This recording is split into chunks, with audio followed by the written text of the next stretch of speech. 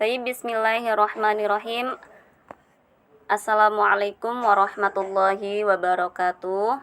Baik, kami di sini akan menyampaikan materi dari mata kuliah Strategi dan Model Pembelajaran yang berjudul Strategi Pembelajaran Interaktif dalam mengaplikasikan strategi dalam pembelajaran yang efektif, yaitu dari Strategi Pembelajaran Eksperimen.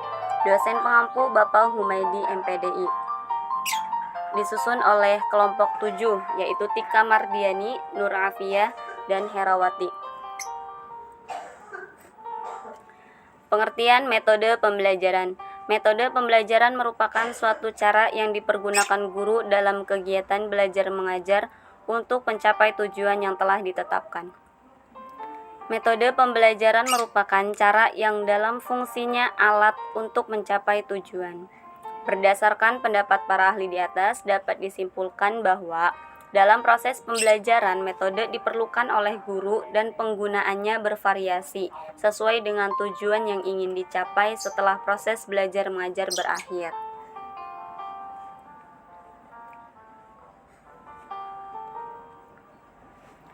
Pengertian metode eksperimen. Eksperimen dapat didefinisikan sebagai kegiatan terinci yang direncanakan untuk menghasilkan data untuk menjawab suatu masalah atau menguji suatu hipotesis. Suatu eksperimen akan berhasil jika variabel yang dimanipulasi dan jenis respon yang diharapkan dinyatakan secara jelas dalam suatu hipotesis, juga kondisi-kondisi yang akan dikontrol sudah tepat. Untuk keberhasilan ini, maka setiap eksperimen harus dirancang dulu kemudian diuji coba. Metode eksperimen adalah satu-satunya metode penelitian yang dianggap paling tepat untuk menguji hipotesis mengenai hubungan sebab akibat. Secara sistematis dan logis, metode ini menjawab pertanyaan dengan jika penyelidikan dilakukan pada kondisi-kondisi yang dikontrol dengan teliti, apakah yang akan terjadi? Metode eksperimen merupakan metode penelitian yang memungkinkan peneliti memanipulasi variabel dan meneliti sebab akibatnya. Pada metode ini, variabel-variabel yang dikontrol sedemikian rupa sehingga variabel luar yang mungkin mempengaruhi dapat dihilangkan.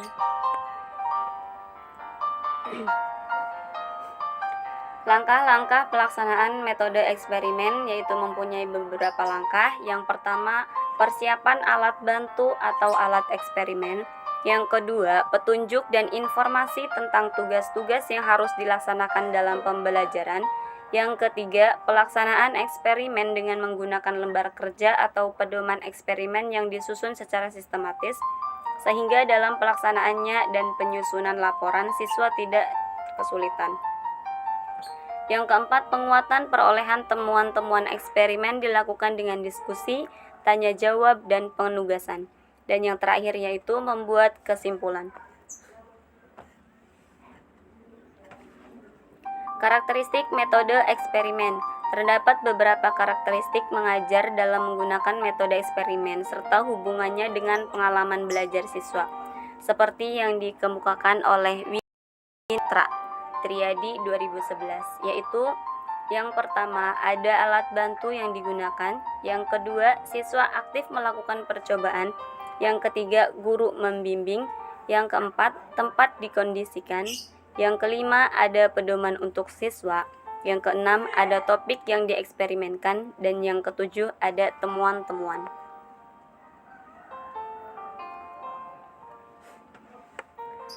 Kelebihan dan kelemahan metode eksperimen. Kelebihan metode eksperimen diantaranya yaitu 1. Metode ini dapat membuat siswa lebih percaya atas kebenaran atau kesimpulan berdasarkan percobaannya sendiri daripada hanya menerima kata guru atau kata buku.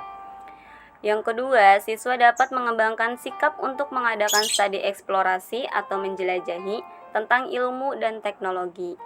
Yang ketiga, dengan metode ini akan terbina manusia yang dapat membawa terobosan-terobosan baru dengan penemuan sebagai hasil percobaan yang diharapkan dapat bermanfaat bagi kesejahteraan hidup manusia. Yang keempat, siswa memperoleh pengalaman dan keterampilan dalam melakukan eksperimen.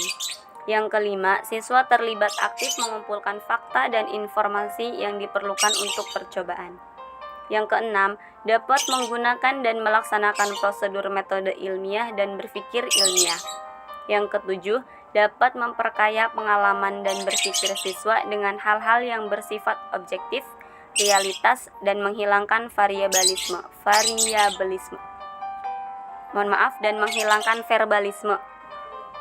Yang kedelapan, melalui eksperimen siswa dapat menghayati sepenuh hati dan mendalam mengenai pelajaran yang diberikan. 9. Siswa dapat aktif mengambil bagian untuk berbuat bagi dirinya dan tidak hanya melihat orang lain tanpa dirinya melakukan. Dan yang terakhir, siswa dapat aktif mengambil bagian yang besar untuk melaksanakan langkah-langkah dalam cara berpikir ilmiah. Hal ini dilakukan melalui pengumpulan data-data observasi, memberikan penafsiran, serta memberikan kesimpulan. Dari kelebihan di atas, metode eksperimen juga mempunyai kelemahan, yaitu yang pertama, tidak cukupnya alat-alat mengakibatkan tidak setiap anak didik berkesempatan mengadakan eksperimen. Yang kedua, jika eksperimen memerlukan jangka waktu yang lama, anak didik harus menanti untuk melanjutkan pelajaran. Yang ketiga, kesalahan dan kegagalan siswa yang tidak terdeteksi oleh guru dalam bereksperimen berakibat siswa keliru dalam mengambil kesimpulan. Yang keempat, sering mengalami kesulitan dalam melaksanakan eksperimen karena guru dan siswa kurang berpengalaman melakukan eksperimen. 5. Kesalahan dan kegagalan siswa yang tidak terdeteksi oleh guru dalam bereksperimen berakibat siswa keliru dalam mengambil keputusan. 6. Memerlukan keterampilan atau kemahiran dari pihak guru dalam menggunakan serta membuat alat-alat eksperimen. Yang ketujuh dan yang terakhir, bagi guru yang telah terbiasa dengan metode ceramah secara rutin, misalnya cenderung memandang metode eksperimen sebagai suatu pemborosan dan memberatkan. Baiklah, hanya itu saja yang dapat kami sampaikan, kurang lebihnya mohon maaf. Terima kasih, semoga bermanfaat. Wassalamualaikum warahmatullahi wabarakatuh.